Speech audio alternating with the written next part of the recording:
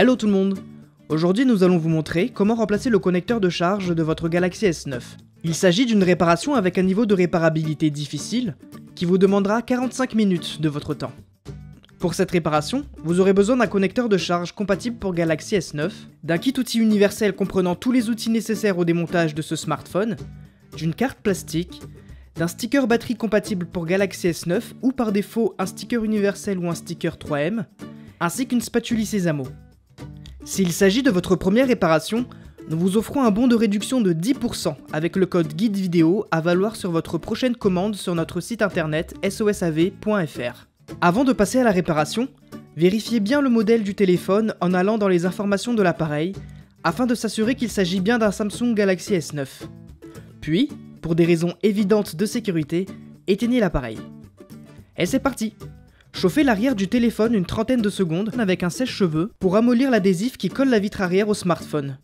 Puis, insérez délicatement la spatule Sésamo dans un coin du téléphone entre la vitre et le châssis pour créer une ouverture. Ensuite, placez dans l'interstice un médiator pour éviter tout recollement. Et enfin, insérez dans l'ouverture la spatule en nylon qui va servir à décoller la vitre. Avant de commencer, vous pouvez chauffer encore un peu le côté où vous avez inséré la spatule pour vous faciliter la tâche. Puis, glissez délicatement la spatule le long de la vitre pour la décoller doucement du téléphone. N'hésitez pas à repasser sur chaque côté avec la spatule et le sèche-cheveux si besoin, pour éviter de briser la vitre lors du démontage.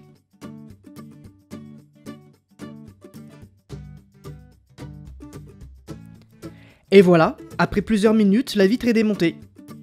Pour la suite du démontage, dévissez les 15 vis entourées en rouge avec le tournevis cruciforme. Ces vis retiennent l'antenne NFC et le haut-parleur externe au téléphone. Puis, décollez doucement l'antenne NFC. Vous pouvez vous aider de la spatule en nylon si vous le souhaitez. Avec la spatule Sésamo, déclipsez le support en plastique de l'antenne NFC pour créer une ouverture. Et pour éviter d'abîmer la carte mère située en dessous, prenez la spatule en nylon pour le retirer entièrement. Une fois l'antenne NFC démontée, il faut déconnecter la batterie avant de continuer. Pour la suite, retirez le haut-parleur externe. Maintenant, nous allons retirer la batterie.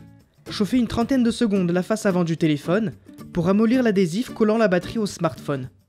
Puis, insérez délicatement la carte plastique sous la batterie pour la décoller. Allez-y doucement pour ne pas abîmer la carte plastique, et surtout pour ne pas percer la batterie. Et voilà, après quelques minutes, la batterie est retirée. Maintenant, débranchez le capteur de proximité, ainsi que la caméra avant, et retirez-la. Continuez en débranchant la nappe de liaison de l'écran et les 3 câbles d'interconnexion situés en bas de l'appareil. Ensuite, dévissez cette vis entourée en rouge avec le tournevis cruciforme et retirez le tiroir SIM avec l'éjecteur présent dans le kit outil. Plus rien ne retient la carte mère. Insérez la spatule en nylon sous la carte mère pour la faire basculer et ainsi atteindre la nappe de liaison du connecteur de charge. Déconnectez-le et votre carte mère est démontée. Passons maintenant au connecteur de charge. Dévissez les 5 vis entourées en rouge avec le tournevis cruciforme. Ces vis retiennent le connecteur de charge et la prise jack. Une fois dévissée, débranchez la prise jack et retirez-la de son emplacement. Avant de retirer le connecteur de charge, chauffez-le quelques secondes pour ramollir la colle qui le retient en téléphone. Puis, insérez la spatule en nylon sous la pièce au niveau de sa nappe de liaison pour la décoller délicatement.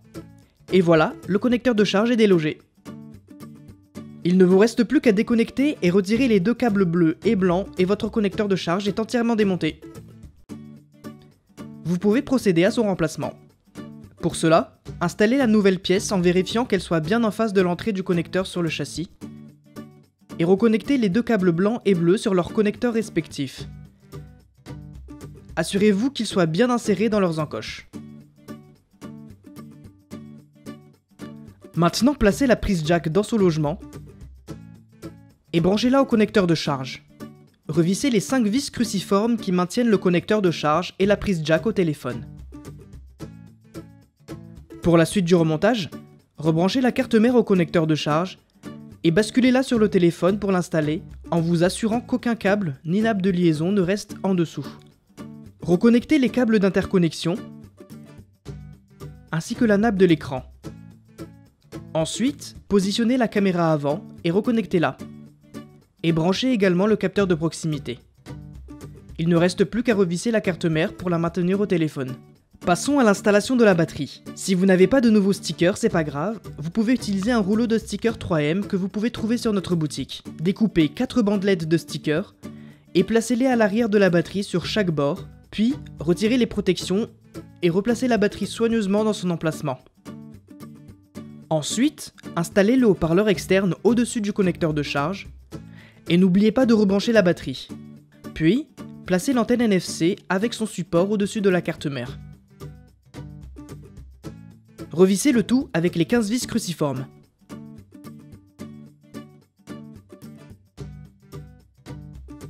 Et n'oubliez pas de remettre votre tiroir SIM pour ne pas le perdre. Pour faciliter la suite du remontage, il est préférable de retirer dans un premier temps le capteur d'empreinte de la vitre arrière. Chauffez légèrement la zone avec un sèche-cheveux pour ramollir l'adhésif collant le capteur à la vitre. Puis, insérez délicatement la spatule Isizamo sous le capteur pour le décoller doucement. Une fois décollé, replacez-le sur l'antenne NFC et branchez-le à la carte mère. Maintenant, passons à l'installation de la vitre arrière. Tout d'abord, retirez les anciens stickers présents sur la vitre et utilisez la spatule en nylon pour ne pas l'abîmer. Tout objet métallique risquerait de la rayer.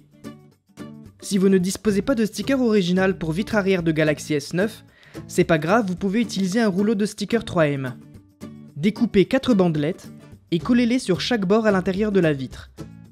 Puis, retirez les protections. Il ne vous reste plus qu'à installer soigneusement la vitre arrière du téléphone et la réparation est terminée. Et pour rappel, pour cette réparation, vous aurez besoin d'un connecteur de charge compatible pour Galaxy S9, d'un kit outil universel comprenant tous les outils nécessaires au démontage de ce smartphone, d'une carte plastique, d'un sticker batterie compatible pour Galaxy S9 ou par défaut un sticker universel ou un sticker 3M, ainsi qu'une spatule Isizamo.